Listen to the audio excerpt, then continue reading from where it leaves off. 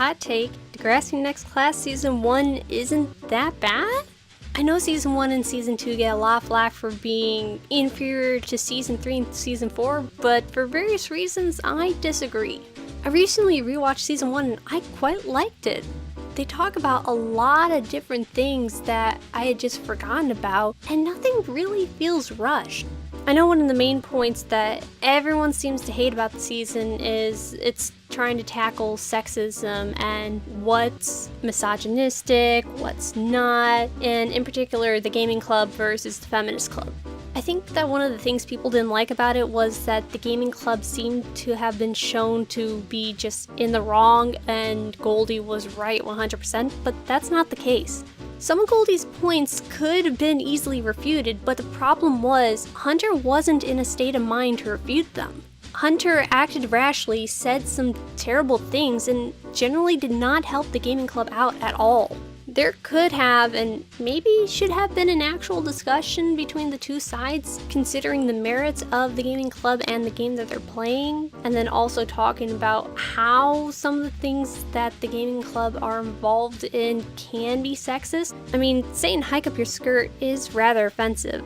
I saw it defended as trying to get someone to move by hurting them or by basically insulting them by calling them something they're not. But we don't have anything in the English language that I can think of offhand that a woman can say to another woman in quite the same way, basically pushing them to action by calling them masculine. Really, anything that I can think of to push someone to action is basically telling them to be a man. Grow some and get out there. A lot of our insults in that fashion are basically, don't be a woman, don't be a pussy, hike up your skirt, are you ladies done yet? In a vacuum, hike up your skirt would be fine, but we don't have any masculine equivalent. And Goldie did also have a point that the game's villains were basically all females. The only other female representation of the game was just Yael. And yeah, the women were rather skimpily dressed. I mean, it's not the amount of clothing that they have, but the clothing that they did wear was very conforming to their bodies to purposely show off their breasts and their figure. Whereas the men, they could have billowy clothing. They don't have to be form-fitting. You see this a lot in comic books, where basically women's bodies should be shown off, whereas men can kind of do whatever they want. But Hunter did have a point too. That is the only game being played on a national level. It's the only option they had to play in any sort of competitive fashion. And that's not the gaming club's fault, that's the esports scene's fault in general. And Hunter did have a point. There is a line that can easily be crossed going past just simply trying to protect people and being overly protective. But again, Hunter was not in the frame of mind to say any of this. The discussion itself was shot in the foot from the very beginning because Hunter wasn't acting rationally. Maybe if it was someone like Yael or Baz or maybe even VJ in the room instead of Hunter, there might have been an actual back and forth talking about the things that Goldie brought up. But instead, Hunter chose to basically insult everyone in the room and make rash remarks. He did have a bit of a point with them, but he couldn't express them well. Instead, they came off as insults rather than going anywhere. And that's really the frustrating part. We know what we want to see. We know what we should see in a perfect situation. But that's not Degrassi's job. Degrassi's job is to have a bunch of people interact with each other and show how those people would realistically butt heads or get along, whatever fits for their characters. And at that time, Hunter was not in a good place at all. Whenever challenged, he was ready to either hurt himself or hurt other people. Now, I think if Hunter had that conversation today, he'd be in a much better position to explain the pros and cons of Goldie's position, but that's not who Hunter was in Season 1. I also get the bit of a sense that Hunter was really the driving force behind bullying and swatting Maya, whereas Yael, Baz, and VJ might have gone along with it wholeheartedly in the beginning. They might have started having second thoughts, especially when they started seeing how it was affecting Maya. And then especially after she gave her heart-wrenching monologue about how terrified she was to be swatted, they immediately realized they are doing serious harm. Their actions do not exist in a bubble, and that doesn't really make up for what they did. But the first step to righting wrongs is to repent for those wrongs.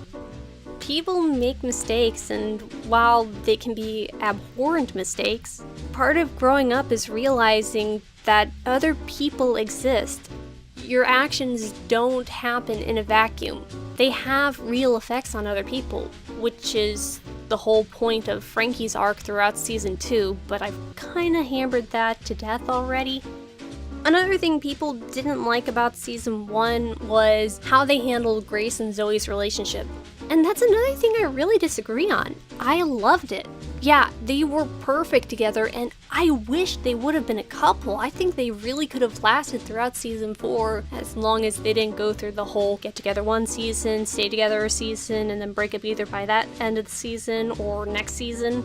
But they had such great chemistry, and their friendship was really good. Their bond was so strong, it felt like it could weather anything. Until Zoe had to ruin it. Grace tried her best to love Zoe romantically in the way that Zoe wanted her to. She wanted to have Zoe as her girlfriend and to be in a relationship with her, but she couldn't. That's not a fault of the writing or a fault of Grace. You just can't force yourself to have feelings you don't. She's not into girls. The dialogue didn't have to explain that. It was all in Grace's player's performance. Same thing goes with the person who plays Zoe. Everything Zoe's thinking is clear. She is deeply hurt that Grace, after putting herself out there and expressing something that she was terrified to tell anyone, Grace rejected her. Now, of course, it wasn't the right thing to do to basically go out and try to hurt Grace after that. I mean, it's not Grace's fault she can't just have feelings for her, but Zoe's not really one to think about her actions before she does things. She's also not one to shy away from hurting those who have hurt her, even if those people didn't mean to hurt her. Zoe wanted to stop hurting. She wanted to stop feeling this pain from being rejected by someone who meant the world to her. And how else does Zoe know how to do that after all she's been through and how she was brought up, other than trying to repay that pain? And how better to do that than use the person that Grace has a crush on to repay that hurt? And Grace's crush wasn't out of nowhere. Grace doesn't tell people anything. Why did it take anyone so long to find out she has CF? Because Grace doesn't like people getting close enough to learn these things. She didn't have anyone to tell, hey, I'm into Zig. Maya was dating Zig at the time, Zig was dating Maya at the time, and they're both head over heels for each other. And how could Grace tell Zoe that she has a crush on Zig? Grace probably saw Zoe's feelings for her, even if she didn't say it out loud, because Zoe is kinda bad at hiding these things. Yeah, it sucks they didn't get together, but it's not unbelievable. And more importantly, it tells a very good story as well. When you love someone, in the moment, it's hard to understand that they might not love you back, even if they really want to. You can't just force yourselves to have feeling for someone. That's not how people work. And then there are a few things that I don't see people talking about, but are really high points of the season.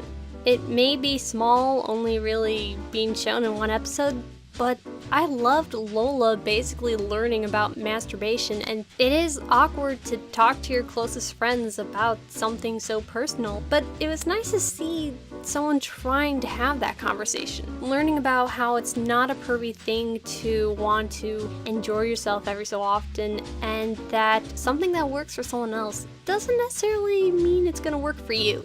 It was adorable, awkward, and quite endearing. And don't forget Miles' wonderful addiction storyline throughout the season. He already had a history of abusing vices to get away from his father and his family life and anything else that stresses him, so it made sense that he would get addicted to basically anything that can help him stay away from all that. And unfortunately, Esme was the perfect enabler for that.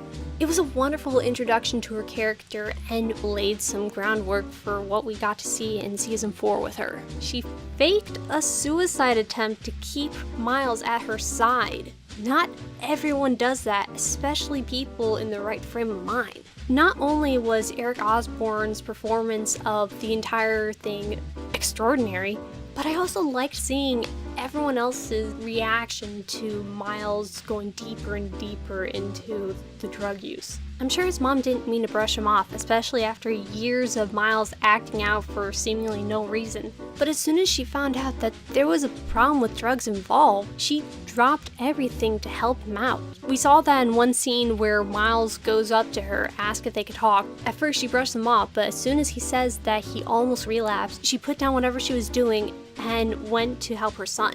I also really liked that Winston and Miles got to remain friends. They did have a rough patch while Miles was in the thick of it, but Miles didn't hold that against him after he started to sober up. Winston really cares about his best friend, and we unfortunately didn't get to see their friendship throughout Degrassi very much, but it was a wonderful moment to see Winston trying to help his friend so desperately.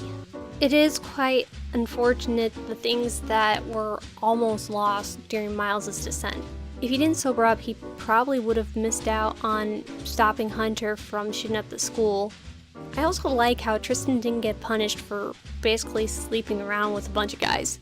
True, he really wasn't safe about anything he did. In the end, the conclusion wasn't stop being sexually active or you brought this all upon yourself necessarily. It was he needs to be safer about things. He needs to take the time to have protection on him, use that if he's going to be sexually active with a partner, and also don't jump to conclusions. Or maybe first and foremost, don't use the web as a diagnostic tool.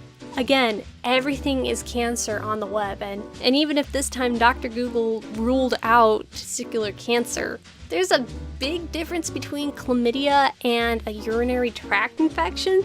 The internet is very useful for a lot of things, and I wouldn't be here if not for it, but it's not a replacement for a doctor.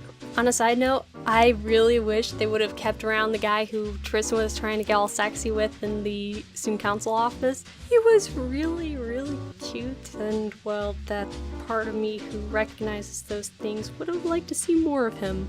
There's a lot of gems in the first season that can easily be lost by only reflecting on what we wanted to happen, what we think should have happened. Again, the world that Degrassi exists in isn't perfect. Things don't work out always. A person like Maya can meet a big-time New York producer, but get rejected for seeming to be a one-note, one-hit wonder. People can wrongly discuss sexism and come to the wrong conclusions. And in the same vein, people can make horrible mistakes, but then also recognize that they are mistakes and try to make up for them. But unfortunately, only after the damage has been done. This is one of the things that makes Degrassi different from after-school specials. They don't show how things should happen. They don't show everyone making the right decision in the end. There's no big moralizing at the end of every episode, and every character doesn't necessarily come out for the better after all that they've been through. They're real people, and sometimes people make terrible mistakes that they don't ever make up for. People don't always learn from their mistakes immediately after making them, and sometimes the damage they cause can't be fixed after an episode or two. And oftentimes people try to tackle things like sexism, racism, but they don't do it in quite the right way, and might even end up hurting their cause instead. Another thing this season of Degrassi showed me was I do care about these characters. I am sad to see them go. I was really wrapped up in their drama, their strife, their highs, their lows. I wanted to see them succeed and make the right decisions. I wanted to see them be happy. And it hurt when they weren't, either by their own faults or other people's. I'm excited to see what the future of Degrassi holds, and I really hope that they come back to sexism in video games. It's a huge topic that this season alone isn't enough to discuss.